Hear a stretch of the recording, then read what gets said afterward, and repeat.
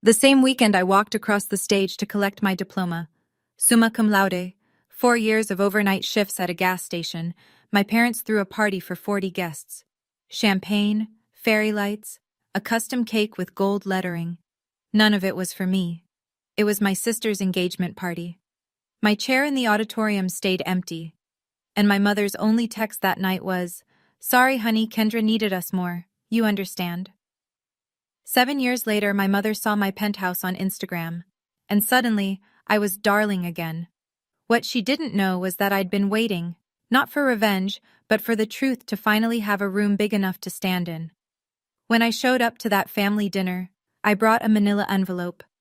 What was inside changed everything, but not the way my mother planned. Before I go on, if this story resonates with you, hit like and subscribe, but only if you genuinely connect with it. Drop your city and local time in the comments. I'm Bryn, I'm 29, and I live in Raleigh, North Carolina. Now let me take you back 7 years, to the day an empty chair in the front row told me everything I needed to know. I grew up in Cooperton, Georgia, the kind of town where everyone knows your last name before your first. The Myers family lived in a yellow ranch house on Pecan Lane. 4 bedrooms, 1 bathroom, and a refrigerator covered in Kendra's face. Kendra is 3 years older than me. Prom queen, homecoming court, captain of the dance team. Every Friday our mother, Donna, would post a new photo album on Facebook. My beautiful girl at the fall formal. My star shining bright. You'd think she only had one daughter. I wasn't invisible, I was just convenient. I worked the 11 to 7 shift at the Shell station on Route 9, so I wouldn't need to ask for textbook money. I carried a 4.0 through all 4 years of high school. When I got the letter from NC State, full academic scholarship, I ran into the kitchen waving it like a flag. My mother glanced up from her phone. "That's nice, honey. Can you tell Kendra dinner's ready?" I taped my honor roll certificate on the refrigerator that night, right next to Kendra's senior portrait. By morning, it was gone. I found it in the recycling bin under a cereal box. When I asked my mother about it, she didn't even look up. It cluttered the fridge, Bryn. There wasn't room. There were 11 photos of Kendra on that refrigerator. 11. I counted. My father, Gerald, was a mechanic at Dillard's auto shop. Good hands, quiet mouth. He loved us both. I believe that. But he loved peace more. And in our house, peace meant agreeing with Donna. I didn't know it then, but that refrigerator was a scale model of everything that would come after. May 2019. NC State commencement. The arena held 4,000 people, and I could hear every single one of them.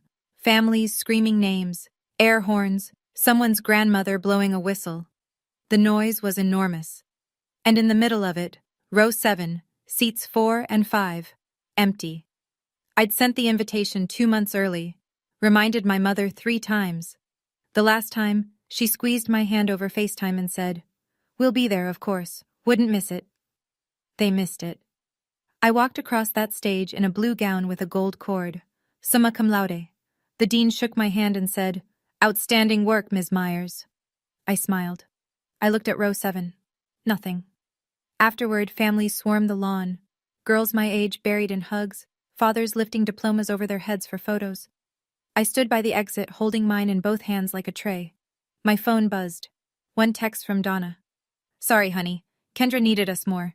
The engagement party was today, and you know how she gets. You understand, right?" I read it twice.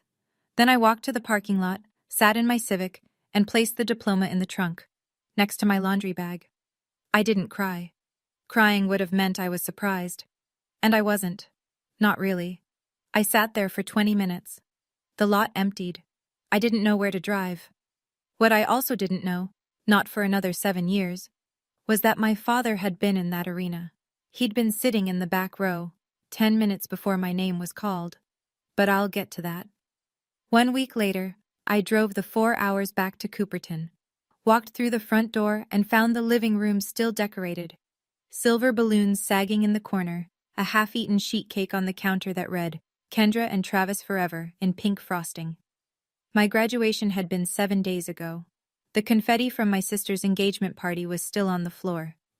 "Mom, why didn't you come?" Donna was folding napkins at the kitchen table. She didn't look up. "Bryn, Don't make this about you again. Kendra's engagement was a once-in-a-lifetime thing. So was my graduation. She paused, looked at me the way you'd look at a child asking for a second dessert. You'll have other achievements, honey. Kendra needed the spotlight that day. I stood there, holding my car keys so tight the metal bit into my palm. Kendra walked in from the hallway, left hand raised, showing the ring to no one in particular.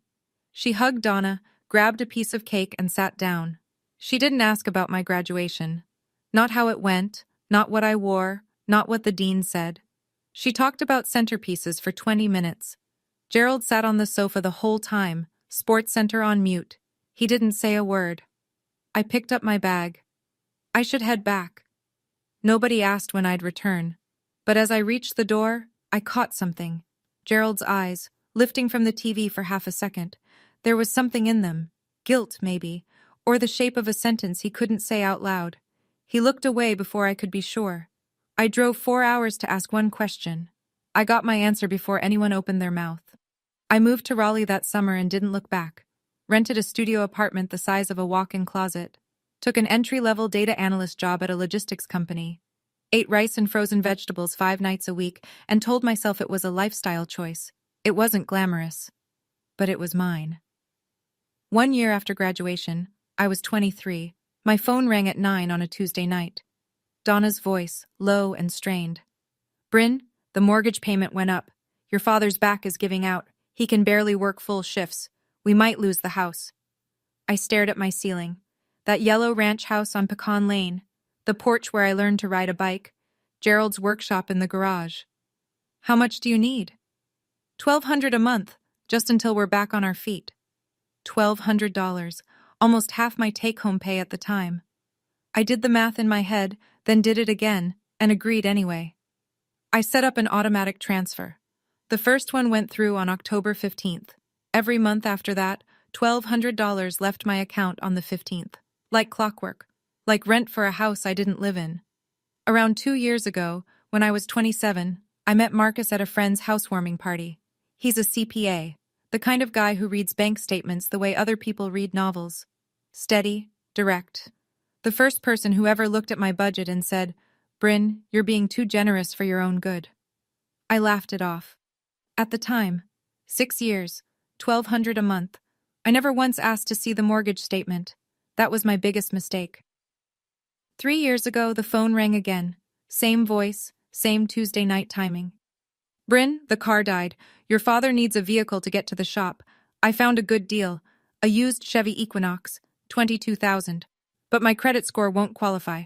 I need you to co-sign. I held the phone away from my ear and stared at it. Mom, co-signing is a big commitment. It's a $22,000 loan, Bryn. I'll handle every single payment. Don't you trust your own mother? I thought about Gerald limping to the bus stop. I thought about the garage where he taught me how to change a tire when I was 12. I signed the papers the following week. For the first 2 years, Donna paid on time. Never missed a due date. I almost forgot the loan existed. Then, 6 months ago, I got a notice from the bank. Late payment. 14 days overdue. I texted Donna. Mom, the car payment was late. Is everything okay? Just a hiccup, honey. Don't worry about it. 2 months later, another notice. 19 days late. Mom, this is affecting my credit. Bryn, I said I'll handle it. You're making a big deal out of nothing. But it wasn't nothing. Marcus explained it to me one night over takeout. Every late payment hits your credit report. If your score drops below the threshold, it could trigger a review on your mortgage. My mortgage. The one on the penthouse I'd just closed on 6 months earlier. The biggest purchase of my life. Donna had my signature on a loan, and she was starting to use it like a leash. I sat at my kitchen counter one night and did what I do best. I ran the numbers. 72 monthly transfers at $1,200. That's $86,400. Sent to my parents over 6 years, for a mortgage. Then there was the cosign. $22,000 with my name on it, and a payment schedule that was starting to slip. My credit score had already dropped 11 points in 3 months. Marcus pulled up my mortgage agreement and pointed to a clause. If my credit fell below a certain threshold within the first 2 years of the loan, the lender could initiate a review. Not automatic foreclosure, but enough to trigger questions I didn't want to answer.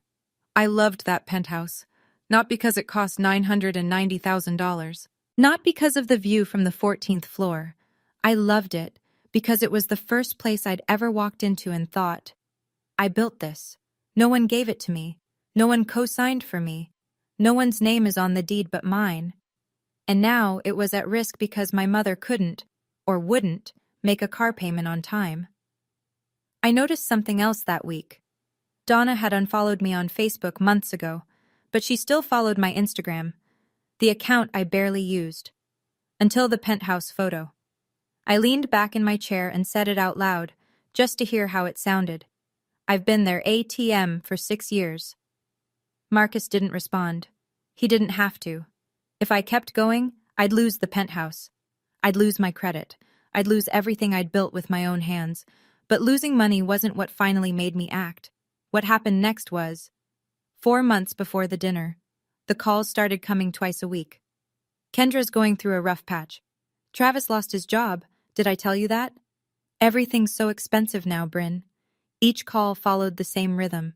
Donna would start soft, build to a request, and finish with a guilt trip wrapped in silk. Mom, I'm already sending $1,200 a month. I know, baby, but family helps family. What about Kendra helping herself? The line went quiet. When Donna spoke again, her voice had dropped 2 degrees. Don't be cruel. She's your sister. I'm not being cruel. I'm asking a question. You know, Bryn, your father could barely walk last winter, and here you are counting pennies from your fancy apartment. It's not a fancy, after everything we've done for you. I closed my eyes. There it was, the script. Every time I pushed back, Donna either cried or invoked Gerald's pain. If I asked why, she cried. If I asked how much, she gave a number. I started noticing the pattern. Gerald was never on these calls, not once. When I asked to speak to him, Donna would say, he's resting, or he's in the garage, always a reason. One Tuesday, I tried calling Gerald's cell directly. It went to voicemail. I left a message. He never called back. That was when I started to wonder, was Gerald choosing silence, or was the silence chosen for him? My mother had a rule I'd never put into words before. She controlled who talked to whom, when, and about what. Every conversation in the Myers family went through Donna first. I was starting to see the pattern, but I didn't see the full picture yet. Tax season. Marcus and I sat on the living room floor, surrounded by W-2s, receipts, and a laptop showing my bank account. He scrolled through the transfers and frowned. Why are you still sending $1,200 a month to your parents? Mortgage help, you know that. Right, for a house in rural Georgia. He pulled up Zillow on his phone. What's their address? I told him. He typed it in, turned the screen toward me. The house on Pecan Lane. Estimated value, $185,000, built 1996, last sold, 1998. Marcus leaned forward. A house like that, bought in the late 90s in Cooperton, Georgia. What do you think the original mortgage was? I don't know, maybe $120,000? On a 30-year fixed? The payment would have been under $800 a month, and that's before they've paid it down for 20-plus years. He set the phone on the coffee table. Bryn, you're sending more than their likely payment. I stared at the screen. The little yellow house, the porch, the mailbox Gerald repainted every spring. There's a chance, Marcus said carefully, that the house is already paid off. I didn't answer. Something was shifting inside my chest. Not anger yet, but the shape of it. Like seeing a crack in a wall you'd always assumed was solid. I'm not telling you what to think, Marcus said. I'm telling you what the numbers say. That night, I couldn't sleep. I lay in bed doing arithmetic. 25 years of payments on a $120,000 mortgage. Even without extra payments, the math was tight. Where was my money going? I called Donna on a Wednesday. Midday. I wanted her alert, not tired. Mom, I have a quick question. Sure, honey. What's the exact mortgage balance on the house? Silence. 3 full seconds. Why are you asking? I just want to know where my money's going. Her voice changed. Not loud. Donna never yelled. She cooled, like someone opening a window in January. Are you accusing me of something, after everything I've done for this family? I'm asking a question, Mom. I don't appreciate the tone, Bryn. I really don't. You sound like you've been talking to someone. A pause. Is this Marcus? Is he putting ideas in your head? This is me asking a simple question. You know what, Bryn? I've got a lot on my plate right now. Your sister's barely keeping it together, your father's health is a mess, and I might not even be able to make the car payment this month. My hands are full. I gripped the phone so hard my knuckles whitened. She didn't answer my question. She answered a different one I hadn't asked. The car payment. My cosign. She dangled it like a warning flare. Mom? I have to go. Kendra's calling on the other line. Click. I sat on the edge of my bed, hands flat on my knees, breathing slow. She didn't give me a number. She didn't say the balance was 50,000 or 10,000 or anything at all. She pivoted to tears, then to blame, then to a threat, all in under 2 minutes. My mother had just used a car loan to keep me in line. And that's when I knew. This wasn't about helping family. This was leverage. Okay, I need to pause here for a second. Did you catch that? My mother never answered the mortgage question. She went straight to a threat about the car payment. Why do you think she reacted that hard to a simple number? Where do you think that money's been going for 6 years? Drop your predictions in the comments. I'm genuinely curious if you see what I didn't see for way too long. Hit like if you're still here with me. Alright, back to the story. Because what happened next changed everything. 3 months before the dinner, a Saturday morning, Marcus came into the kitchen holding his laptop like a serving tray. Sit down. I sat. He'd pulled up the public county records for Cooperton, Georgia. Property tax filings, deed transfers, lien history. All of it free, all of it online. With my permission, he'd searched the Myers household. He turned the screen toward me. The house on Pecan Lane. Mortgage status, satisfied. Payoff date, March 2019. No liens, no HELOC, no second mortgage. March 2019. I started sending money in October 2019. The house had been paid off for 7 months before my mother ever called me asking for help. Marcus printed the property deed record, slid it across the table. I looked at it the way you look at an X-ray when the doctor's face has already told you the news. $86,400. 6 years of transfers. For a mortgage that didn't exist. I didn't say anything. I stood up, put on my running shoes, and ran for 45 minutes through downtown Raleigh. I passed the coffee shop where Marcus had first told me I was too generous. I passed the park where I'd sat on a bench last Thanksgiving and called Gerald, only to get voicemail. I ran until my legs burned and my mind went quiet. When I came back, Marcus was still at the table. Same seat, same screen open. Whatever you decide, he said. I'm here. I poured a glass of water and drank it standing up. I know the money didn't go to the house, I said, but I don't know where it went. The answer came from someone I didn't expect, and it came with a phone call I almost didn't take. Uncle Frank is my father's older brother, 62, carpenter, hands like leather, voice like gravel. He's the kind of man who says 3 words when most people need 30. He'd stayed in touch with me after graduation, a text on my birthday, a call at Christmas. Never much, but always there. So when his name lit up my phone on a random Thursday afternoon, I picked up fast. Bryn, can we talk? Just you and me? Of course, Uncle Frank. He cleared his throat. Your mother's been telling the family you don't call, that you moved away and cut everyone off. She told your Aunt Ruth you refused to help when your daddy had that kidney stone last year. I blinked. Dad had a kidney stone? Last October. He was in the ER for 2 days. Nobody called me. That's what I figured. A long exhale. There's more. Donna came to me last month asking if I'd lend Kendra $15,000. I said no, asked why. She said Kendra's going through hard times. His voice tightened. I said, Donna, Bryn sends you money every month. She said that was for the mortgage, so I told her, Donna, I helped Gerald paint that house last summer. He told me himself, the mortgage is done. I stopped breathing. What did she say? Nothing. She hung up. The room tilted. My mother hadn't just lied to me. She'd lied to the whole family. About the money, about my absence, about everything. I don't know all the details, Frank said quietly. But something's wrong, sweetheart. Be careful when you go home. He said one more thing before hanging up. But I wasn't ready to share that part yet. I spent the next 6 weeks doing what I do best. Organizing. First, the car loan. I contacted the bank and applied to refinance the Equinox loan into my name alone. My credit score, despite the late payments, was still strong enough to qualify solo. The refinance removed Donna as co-borrower. She'd still have the car, but the loan was mine now. She couldn't use it as a leash anymore. If she stopped paying, I'd handle it directly and repossess the vehicle if needed. Second, the timeline. I printed my bank statements going back 6 years. Every transfer to Donna, date, amount, reference note. Then I placed the property deed record next to them. One column, purpose as stated by Donna Myers, mortgage assistance. Other column, actual mortgage status, paid in full since March 2019.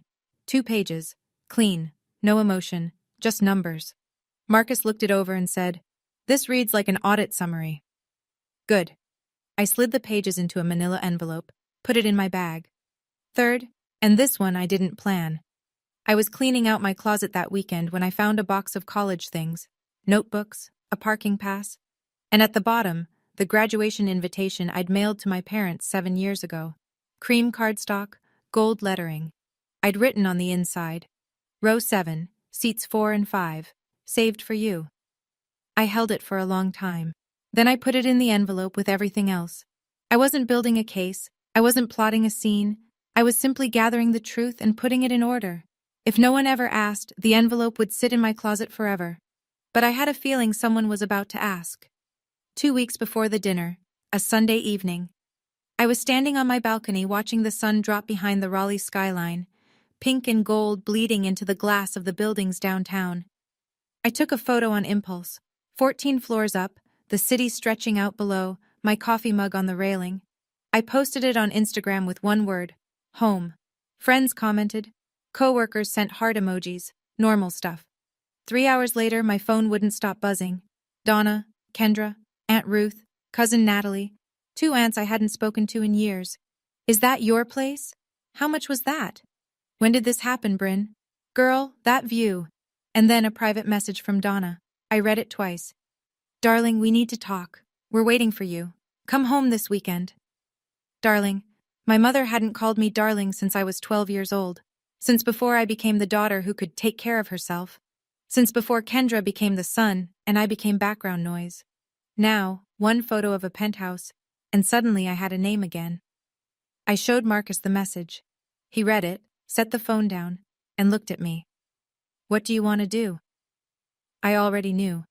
I'd known since the moment I saw the property deed. I'll go. You think it's just dinner? No, I think it's a stage. I picked up the phone. But I've got my own script. I typed back. I'll be there Saturday. The manila envelope was in my bag. The refinance was done. The auto transfers had been canceled 3 days earlier. I agreed to go, not because I was naive. I agreed because the envelope was already packed. The Thursday before the dinner. I called Natalie, Uncle Frank's daughter, my closest cousin. She works at the county clerk's office in Cooperton. We'd always gotten along, even when I stopped coming home. Hey Nat, how's everyone? She hesitated. That half-second pause people make when they're deciding how honest to be. Bryn, can I ask you something? Go ahead. Your mom's been telling everyone you moved away and cut the family off, that you never call, that when your dad was in the hospital last year, she called you and you hung up on her. My jaw tightened. She never called me about Dad, Natalie. I didn't even know he was sick. Silence. She said you hung up. She lied. More silence. Then softly. I believe you. Some of us have been wondering. The story never quite made sense. You always seemed like the responsible one. I leaned against my kitchen counter and pressed my palm flat on the cold granite. This was the moment. Not the money, not the cosign, not even the empty chair at graduation. This. Donna hadn't just taken my money. She'd taken my name. She'd rewritten 7 years of history and cast me as the villain, the ungrateful daughter, the one who abandoned her sick father, and everyone at that dinner table on Saturday had been fed that version of me. "I'm glad you're coming Saturday," Natalie said. "Some of us have been worried about you." I hung up. My hands were shaking. Not from fear, from the kind of anger that sits low in your ribs and doesn't make noise. Stealing my money was one thing. Stealing my name, that I could not let stand. Saturday was coming, and I was bringing a different story. Saturday. Marcus and I left Raleigh at 7 in the morning. 5.5 hours on I-85 South, then 2-lane roads through pine country until the Cooperton exit. I drove. Marcus kept his hand on my knee and didn't ask questions. The manila envelope sat in my shoulder bag on the back seat. When we turned onto Pecan Lane, I counted the cars. 8, 10, 14, lining both sides of the street, spilling onto the neighbor's lawn. "That's not a family dinner," Marcus said. No, it wasn't. I parked at the end of the block. Through the front window, I could see the living room. Packed. I recognized Aunt Ruth's silver hair, Uncle Dennis's truck in the driveway, Natalie's blue Camry, neighbors, people from church, at least 20 people inside. I looked at Marcus. He looked back. "They set a stage," he said. I grabbed my bag, felt the weight of the envelope through the leather, and stepped out of the car. The front door swung open before I reached the porch. Donna rushed out, arms wide, tears already glistening. "My baby's home! Everyone, Bryn is here!" She wrapped me in a hug that smelled like Estee Lauder and butter rolls. Behind her, people clapped. Actually clapped. Like I'd returned from war. Inside, a long dining table pulled from the kitchen into the living room. Casserole dishes, sweet tea in mason jars, and a handmade banner taped above the fireplace in green and gold letters. Family first. Gerald stood in the corner of the kitchen drying a glass. He didn't look at me. Kendra sat at the far end of the table beside Travis. She smiled. It didn't reach her eyes. I sat down, bag on my lap. Dinner was loud and warm and felt almost real. Aunt Ruth passed cornbread. Uncle Dennis told a fishing story. Natalie caught my eye from across the table and gave a small nod. I barely ate.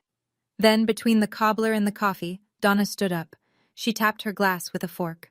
The room hushed. "I want to say something." She smiled at me the way a host smiles at a guest of honor. "Most of you know my Bryn moved to Raleigh years ago, built a wonderful career.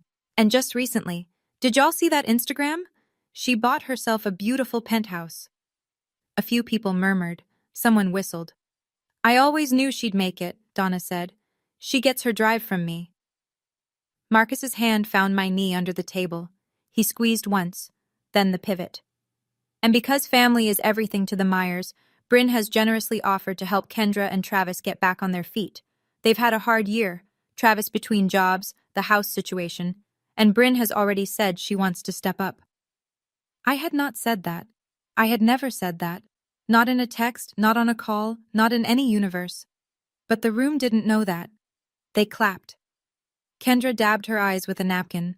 Travis nodded slowly, like a man receiving communion. Donna turned to me. That smile. That warm, practiced, airtight smile. "Honey, do you want to say a few words?" 23 faces turned toward me.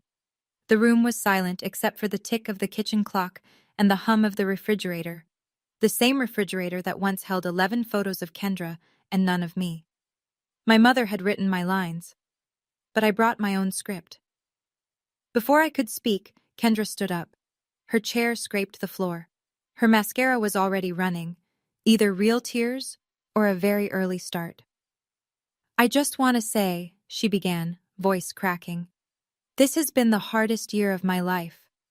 She told the room about Travis losing his real estate job, about falling behind on the house payments, about lying awake wondering how she'd keep her 2 girls, Lily, 5, and June, 3, in the same school district. She didn't mention why Travis lost his job. She didn't mention the gambling. She didn't mention what I'd later learn about the DUI. Aunt Ruth reached across the table and squeezed Kendra's hand. "Oh, honey, that's terrible." Uncle Dennis looked at me. "Bryn, you gotta help your sister. That's what family does." Cousin Natalie said nothing. She watched. The room folded around me like a closing fist. Every pair of eyes carried the same expectation. 23 people who'd been told I was the absent daughter, the one who disappeared, and now here was my chance to prove I still had a heart. Donna placed her hand on my shoulder. Gentle, firm. The weight of it was precise. "You'll do the right thing, won't you, baby?" I looked around the table. Aunt Ruth, Uncle Dennis, the neighbors from church, Gerald, standing in the kitchen doorway, staring at the floor. Then I looked at Marcus. He was calm. His eyes said what his mouth didn't. "You've got everything you need." I stood up. Donna beamed. Kendra clutched her napkin. Travis straightened in his chair. They thought I was about to say, "Of course, anything for family." I reached into my bag and pulled out the manila envelope. I opened the envelope slowly. No rush. I pulled out 2 sheets of paper and held them at my side. "Before I say anything, I want everyone in this room to know something." My voice was steady. I'd practiced this in the mirror, not the words, just the breathing. For 6 years, I have been sending $1,200 every month to Mom and Dad. She told me it was for the mortgage on this house. I looked at Donna. She was still smiling, but it had frozen. "According to the public county records for Cooperton, Georgia, this house has been paid in full since March 2019. I handed the first page to Uncle Frank, who sat nearest to me. The property deed record. He put on his reading glasses, scanned it, and nodded once. "That's $86,400 over 6 years, I continued. "I don't know exactly where every dollar went, but I know, and now you know, that it did not go to this house." The room went still. The kind of still where you can hear someone swallow. Aunt Ruth turned to Donna. Uncle Dennis lowered his fork. The neighbor from church looked at her husband. Donna's smile vanished. "Bryn, this isn't the time." "You chose the time, Mom." My voice didn't waver. "You invited everyone here. You told them I offered to bankroll Kendra. That was a lie, so now they can hear the truth." I held up the second page, the timeline, dates, dollar amounts, stated purpose versus actual mortgage status, clean columns, no commentary. "I printed this for anyone who wants to see it. I'm not asking anyone to take sides, I'm asking you to look at the numbers." I set both pages on the table and sat down. Uncle Frank stood first, his chair pushed back hard enough to bump the wall. "Donna, is this true?" His voice was flat and heavy. "Gerald told me himself the mortgage was done. I asked you about it last month and you hung up on me." Gerald didn't move. His eyes stayed on the floor, but he didn't deny it. Aunt Ruth picked up the timeline sheet. "Read it slowly. Put it down." Looked at Donna the way you look at someone you just realized you don't know. "Donna, where did that girl's money go?" Donna's hands were trembling. This is a family matter. Bryn is airing dirty laundry in front of—" "You invited us, Aunt Donna." Natalie's voice cut clean across the room.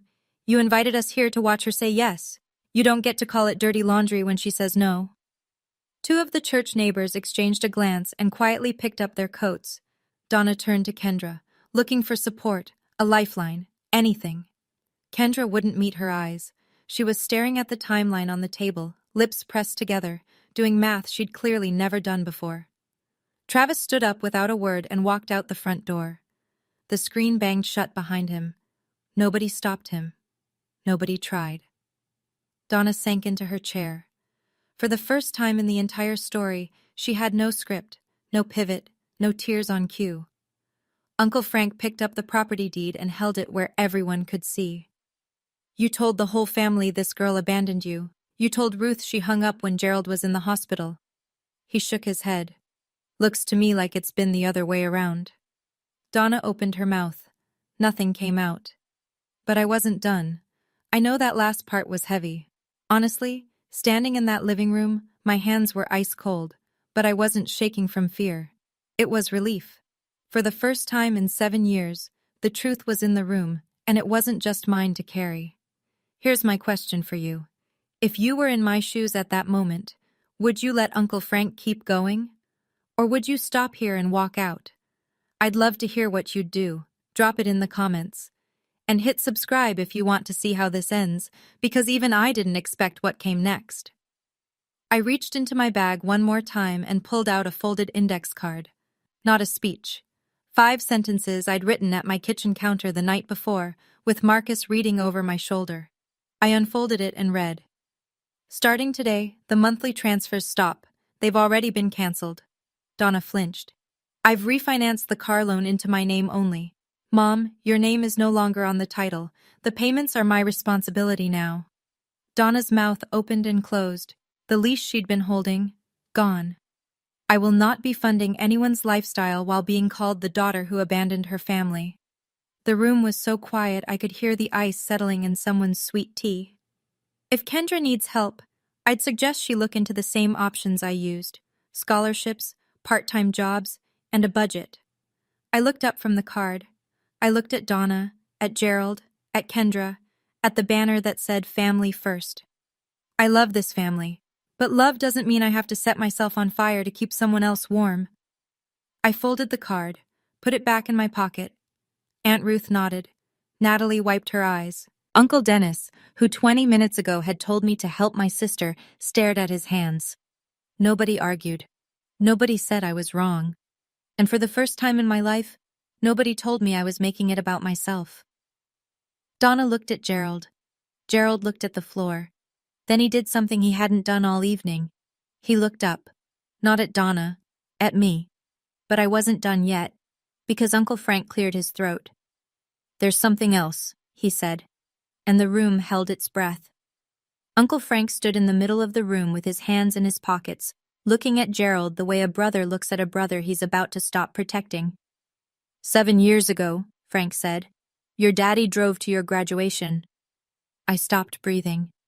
I know because I lent him my truck. His car wouldn't start that morning, and he came to my house at 6 a.m. asking for the keys. He said, Frank, I'm not missing this. The room turned to Gerald. He was leaning against the kitchen doorframe, eyes closed. He drove 4 hours, Frank continued. Got there early. Sat in the back row. I know because he called me from the parking lot afterward and said he saw you walk across that stage. My chest cracked open. I could feel it. Something between grief and gratitude splitting me right down the center. Then Donna called him. Frank's voice hardened. Told him Kendra had fainted at the engagement party. Told him to come back immediately. He left. Frank looked at Donna. I found out 2 weeks later. Kendra never fainted. It was a lie to get him out of that auditorium. Gerald opened his eyes. Tears ran down both cheeks, catching in the stubble on his jaw. This was the most emotion I'd seen from my father in my entire adult life. Donna stood up. That's not... It is true, Donna. Gerald's voice broke the room like a stone through glass. Stop. 2 words. The first he'd spoken all night. And they were aimed not at me, but at her. I gripped the edge of the table. My father had been there. He'd watched me graduate, and my mother had pulled him away with a lie. I should have stayed, baby girl, Gerald whispered. I should have stayed. The room was still reeling, people whispering, Aunt Ruth pressing a napkin to her eyes, when Natalie stood up from the far end of the table. Since we're being honest tonight, she said, there's one more thing Aunt Donna didn't mention. The room pivoted. Natalie wasn't loud. She didn't need to be. She had the same steady energy as her father. 3 months ago, Travis Hadley was arrested for driving under the influence. He was processed through the county clerk's office. She paused. I handled the paperwork. Aunt Donna posted his bail that same night. The silence hit different this time. This wasn't about money or mortgages. This was about trust. Kendra turned to Donna, her face drained white. What? Travis had come back inside and was standing near the door. He went red from the collar up. Kendra stood. You were arrested? 3 months ago? Travis said nothing. Kendra spun toward Donna. You knew? You bailed him out and didn't tell me? Donna raised both hands. I was protecting this family. No, Donna. Uncle Frank's voice was granite. You were protecting an image. There's a difference. Donna collapsed back into her chair. The banner above her head, Family First, hung there like a caption no one believed anymore. For the first time in my memory, my mother didn't have a rebuttal. No tears, no deflection, no after everything I've done. Just silence, and a tablecloth she kept smoothing with both hands, over and over, like she could press the wrinkles out of the evening. I looked around that room. at the faces of people who had, until 15 minutes ago, believed I was the problem. Now they were looking at Donna, and she had nowhere left to turn. Things moved quickly after that. Uncle Frank put his hand on Gerald's shoulder. "Come on, brother, let's go get a coffee." Gerald hesitated, looked at Donna, then looked at me. Then he did something I'd never seen him do in 30 years of marriage. He chose someone other than Donna. He picked up his jacket and walked out the front door with Frank. The screen door closed softly behind them. No slam, just a click. But it echoed. Aunt Ruth came over and held both my hands. "We didn't know, sweetheart. I'm so sorry. If I'd had any idea." Uncle Dennis stood behind her, arms crossed, shaking his head. "Donna told us you'd gone cold. I should have called you myself." Natalie hugged me at the door. "You did the right thing. I know it doesn't feel like it right now." It didn't, and it did, both at the same time. Kendra hadn't moved from her chair. She sat with her hands flat on the table, staring at the timeline sheet I'd left there. Her mascara was ruined, real this time. Not performance tears, processing tears. Travis was already gone. His truck pulled out of the driveway while Aunt Ruth was still talking. 3 church neighbors slipped out without a word. One of them, Mrs. Gentry, who'd known our family for 20 years, stopped beside me on the porch and said quietly, "You did the right thing, hun." Inside, Donna sat alone at the head of the table. The cobbler was cold. The sweet tea had gone watery. The banner above her read, "Family First" in handmade letters, and she sat beneath it like a queen in an empty court. Nobody was clapping anymore. Sunday morning, Marcus and I were loading the car outside Uncle Frank's house, where we'd spent the night. The sun was barely up. The air smelled like red clay and pine. Gerald appeared at the end of the driveway. No truck. He'd walked from Frank's kitchen, coffee in hand, wearing the same flannel from last night. He sat down on the porch step. I sat beside him. Marcus went inside without being asked. We sat in silence for a full minute. Gerald held his cup with both hands like it was the only warm thing left in the world. "I don't expect you to forgive me," he said. I waited. "I was at your graduation. I saw you walk across that stage. You looked—" He swallowed. "You looked proud. And I left. I left because your mother said—" He stopped, shook his head. "No. I left because I was a coward." I didn't argue with him. He wasn't wrong. "I knew about the money," he said. "Not all of it, but enough. Donna would mention things. Bryn's helping out. Bryn's sending extra this month. I never asked where it went. I should have." "Yeah," I said. "You should have." He nodded. No excuses. No justification. Just a man sitting with the full weight of what he didn't do. I looked at the pine trees lining the street. At the mailbox he used to repaint every spring. "If you want to talk," I said, "call me on Tuesdays. Just you, not through Mom." He looked at me, eyes red, but steady. "Tuesdays. Your voice, not hers. That's where we start." He reached over and squeezed my hand once. Quick, rough, the way a man does when he doesn't trust himself to do more. We started there. I was closing the trunk when Kendra appeared at the end of the driveway. Eyes swollen, no makeup, hair pulled back in a way I hadn't seen since we were teenagers. She looked smaller than I remembered. "Did you know Mom bailed Travis out and didn't tell me?" Her voice was raw. "No, I found out the same time you did." 3 months. She shook her head. 3 months she kept that from me. In my own house. I leaned against the car and let her talk. "I didn't know the house was paid off either, Bryn. She told me you offered the money, that you wanted to help. She said it was your idea." "And you never asked me directly?" Kendra flinched, then nodded. "No, I didn't." "She told me you didn't need help. She told you I volunteered. She told the family I disappeared." I crossed my arms. Everyone got a different story.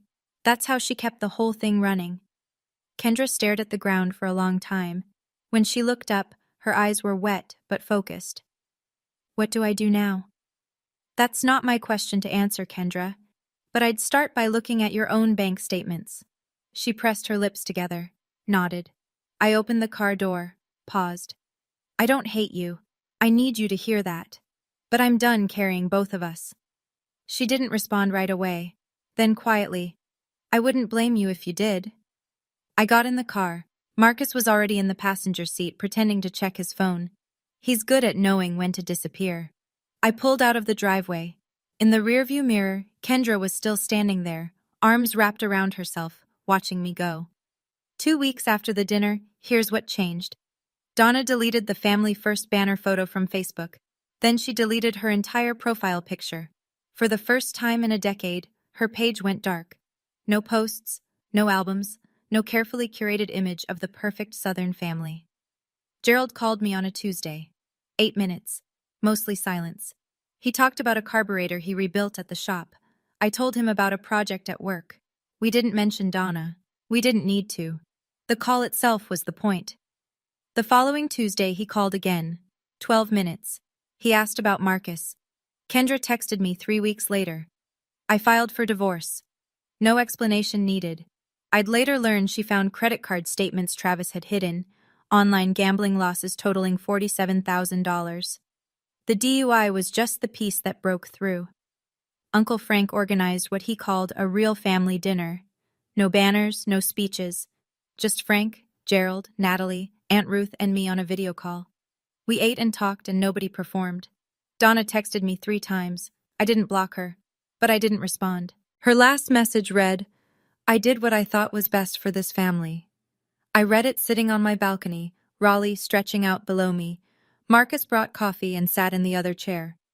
You going to reply? When she's ready to acknowledge, not explain. He nodded. 14 floors up, the city hummed. My mortgage was safe. My credit was climbing back. $1,200 a month was sitting in my account now, right where it belonged. My bank account gained $1,200 a month. But the real thing I got back was quieter than money. It was the sound of my own name, finally said by people who knew the truth. People ask me about the penthouse sometimes. They see the photo, the skyline, the balcony, the light. And they think that's the point of the story. It's not. I didn't buy the penthouse to prove anything to anyone. I bought it because after 7 years of overnight shifts, studio apartments, frozen vegetables, and automatic transfers to a house that didn't need my money, I wanted one thing that was entirely mine. A place where, when I turned the key, I knew no one else had paid for it. No one else's name was on the deed. No one else could take it away. The word I posted under that photo, home, wasn't a flex. It was the first time I'd used that word and meant it. Home wasn't Pecan Lane anymore. Home was a place I'd built myself, brick by brick, paycheck by paycheck, while my family looked the other way. Last week I was unpacking the last box from my closet. At the bottom, under a tangle of old chargers and college notebooks, I found the graduation invitation again. The cream cardstock, the gold lettering, and my handwriting on the inside. Row 7, seats 4 and 5, saved for you. I stood in the living room holding it, 14 floors of city light coming through the windows, and I realized I wasn't sad anymore. I wasn't angry. I was just done carrying it. I put the invitation on the bookshelf next to a photo of Marcus and me at a friend's wedding and a postcard from Uncle Frank. Not to remember the pain, to remember the distance I'd traveled. The penthouse is 14 floors up, but the journey that got me here started in a parking lot where I stood alone with a diploma and nowhere to go. So where does everything stand now? Gerald and I talk on Tuesdays. The calls are getting longer, 15 minutes last week. He told me he's been going to the diner on Main Street by himself, which might not sound like much, but for a man who spent 30 years orbiting Donna's schedule, it's a revolution. He's not perfect. He spent 7 years watching and saying nothing. But he's trying, and trying counts, as long as it's consistent. Kendra reached out a month after the dinner. One text. I started therapy. I wrote back, that's good. Short, not cold, just honest. I'm not ready to rebuild with Kendra yet. She accepted the money for years and never once asked where it came from. She's not the villain of this story, but she's not innocent either. We'll see. The door's not locked, but it's not open wide. Marcus and I are solid. He doesn't bring up the dinner unless I do. Some nights we sit on the balcony and say nothing. Those are my favorite evenings. And Donna, She hasn't reached out in a way that feels real. Her texts are still wrapped in justification. I was trying to keep this family together. You don't know the pressure I was under. None of it starts with I was wrong. I'm not waiting for a perfect apology. I know she may never give one. But the minimum is acknowledgement, not explanation, not deflection, not repackaging, just, I lied and it hurt you. Until that happens, the door stays where it is. Boundaries don't require the other person's approval, they only require yours. I learned that at 29, sitting in a living room full of people who finally heard the truth. Better late than empty. I'm not telling you this story so you'll hate my mother. I'm telling you because somewhere out there, someone is listening to this in their car, or on their headphones, or lying in bed at midnight, and they're sending money every month to someone who promised it was for one thing, but it's going somewhere else. They're getting calls that start with family helps family, and end with guilt. They're being told they're selfish for asking where their own paycheck goes. If that's you, here's what I want you to know. You are enough. You've always been enough. The person who can't see it, that's their blindness, not your failure. Loving your family doesn't mean you have to let them consume you. You can love someone and still say, no more. Those two things don't cancel each other out. They never did. And if the day comes when you draw a line and they call you ungrateful or selfish or cold, remember this. Selfish people rarely lose sleep worrying about being selfish. The fact that it keeps you up at night is proof you're not what they say. I used to think strength meant enduring, taking the hit and standing back up. And sure, there's a kind of strength in that, but there's another kind. The kind where you stop stepping into the ring altogether. That's where I am now. Not fighting, not running, just standing in a home I built with my own name on the door, drinking coffee on a balcony 14 floors above a city that doesn't know my story. The empty chair at my graduation used to be the saddest thing I owned. Now it's just a chapter. And the chapter has a different ending than the one my mother wrote for me. 7 years ago my mother texted me, "You understand, right?" For a long time I thought I did.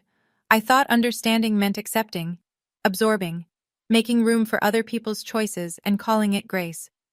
I don't think that anymore. Today, if she asked again, I'd say, "Yes, Mom. I understand now. I understand that I deserved better, and I finally gave it to myself." My diploma hangs in my home office now, next to a photo of Marcus and me at his sister's cookout, a framed postcard from Uncle Frank that says, "Proud of you, kid," in his carpenter's handwriting, and my first marathon finisher's medal. Raleigh Half Marathon, 2 years ago. I cried at the finish line. Not because it hurt, because nobody had to carry me. On Tuesday nights, my phone rings. Gerald's name. I always pick up. Last week he said, "I told my buddy at the shop about your penthouse." He said, "Your girl did all that on her own?" And I said, "Yeah, she did." I pressed my lips together so he wouldn't hear me smile. That's enough for now. It's not a fairy tale. It's not a full reconciliation. Some things don't come back all the way, and I've made peace with that. But I'll tell you what I have. I have a home. I have a man who reads bank statements for fun and never once told me how to feel. I have a father who's learning to call. I have a bookshelf with a 7-year-old invitation on it and a view of the city I chose for myself. And I have my name back. Not the one Donna gave the family. The real one. The one I earned. If this story resonated with you, I'm glad. If you just listened for the drama, that's fine too. Either way, thank you for staying. Thank you for staying until the end. That means something to me. If you've ever had to set a boundary with someone you love, even when it cost you, I'd love to hear your story in the comments. I read every single one. Hit like if this one made you think. And if you want more, there's another story waiting for you in the description below. Same kind of family drama, but the twist? You won't see it coming. I didn't either. Take care of yourselves. And remember, your name belongs to you. Nobody else gets to rewrite it. See you in the next one.